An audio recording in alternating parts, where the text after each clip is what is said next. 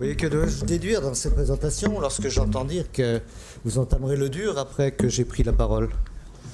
Je ne trouve pas ça très agréable. Enfin, nonobstant tout cela, je vais quand même faire l'introduction, le discours d'introduction, entre guillemets, à cette Xème conférence européenne de justice restaurative. D'abord, je voulais vous remercier d'être venu parce que par votre présence ici, et nous attendons, c'est vrai que là il y a un petit peu toujours les décalages, les délais pour venir jusqu'ici, nous attendons plus de 120 personnes, je crois que c'est 130, qui se sont inscrites.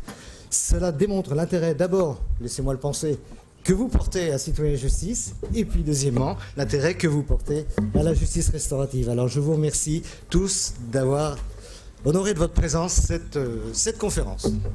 Et je vous prie aussi que les personnalités veuillent bien m'excuser, je n'ai pas voulu faire un listing, bonjour monsieur le préfet, bonjour monsieur le président de la République, tout ça. Merci à tous d'être là, vous montrer, je répète, l'intérêt que vous portez à Citoyens et Justice.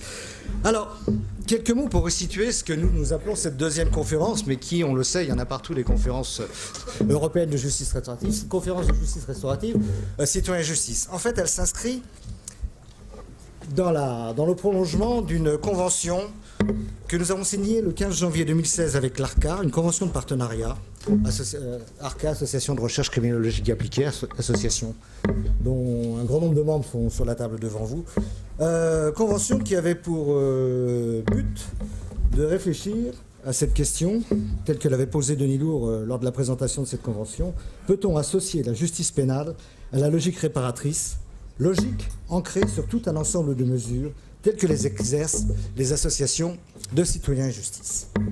Et dans le même temps, il exposait que les travaux que nous allions mener avec l'ARCA, donc que nous avons désormais menés avec l'ARCA, devaient nous permettre de vérifier ou d'affirmer notre approche dite maximaliste qui promeut une justice restaurative qui peut s'adresser à tous les cas dans le cadre de la procédure pénale. J'y reviendrai un petit peu tout à l'heure.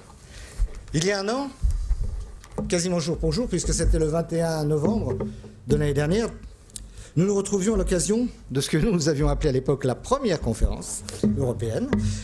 Et nous nous retrouvions pour un point d'étape sur cette recherche-action qui était réalisée sur le site d'un certain nombre d'associations adhérentes, deux du Val d'Oise, une des Yvelines et une de Touraine. À l'occasion de cette journée, nous avions pu bénéficier d'échanges passionnants et d'éclairages d'experts européens qui étaient venus nous apporter une vision étrangère, mais pas étrange, de la justice restaurative. Des échanges aussi extrêmement passionnants avec des représentants des 4 grandes directions et services du ministère de la Justice, puisque nous sommes, je le rappelle, en matière de justice restaurative. Aujourd'hui, cette recherche-action arrive à son terme et nous souhaitons, grâce à elle, pouvoir définir ce qui pourrait être une justice restaurative à la française, puisque c'est le thème d'un des thèmes de cet après-midi. C'est très bien parce que cela m'apparaissait urgent et nécessaire. Nous constatons aujourd'hui que je constate, parce que tout le monde n'est peut-être pas d'accord avec moi, je constate aujourd'hui que le vocable justice restaurative vient parfois habiller des actions qui, si elles peuvent être restauratives, si elles peuvent être menées dans d'excellentes conditions, avec une déontologie certaine, ce sont des actions qui, néanmoins, à mon sens, ne peuvent pas revêtir le caractère ou l'appellation, pas encore contrôlée, de justice restaurative. Je parlerai, là, nous étions en réunion il y a peu de temps dans une association, c'est pas elle qui menait ça, mais où des représentants de la municipalité, de la police locale, étaient venus nous expliquer qu'ils faisaient de la justice restaurative. Je dirais plutôt, et c'était extrêmement intéressant ce qu'ils faisaient, n'allez pas avoir de critique dans ce que je dis, qu'ils faisaient de la police restaurative, à la limite, même si cela peut paraître à certains antinomique, mais enfin, il faut y croire. Et puis je rappellerai surtout, c'est pour ça que j'insiste sur le vocable justice restaurative, et sur le fait que je pense qu'il s'agit, et je répète encore ce que je vous ai dit tout à l'heure, cette appellation contrôlée, la justice restaurative, sa définition, elle est dans la loi du 15 août 2014. Elle est dans ce nouvel article 10-1 de notre code de procédure pénale. La justice restaurative telle qu'elle est conçue en France par le législateur, c'est quand même ça qu'il faut rappeler, c'est une mesure qui prend sa source, si j'ose dire, dans une infraction. D'abord une infraction, ça sera plus logique, et ensuite une mesure.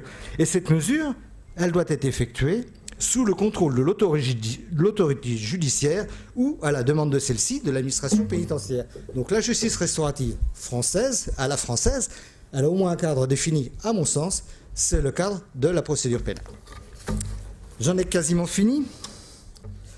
En vous disant qu'en effet, s'il y a un an, j'évoquais devant vous que nos associations, comme M. Jourdain faisait de la justice restaurative sans le savoir, je dirais qu'ils en faisaient sans véritablement la nommer comme telle, mais on savait bien que c'était de la justice restaurative, mais je viens de vous le dire, l'appellation contrôlée n'avait pas encore été créée.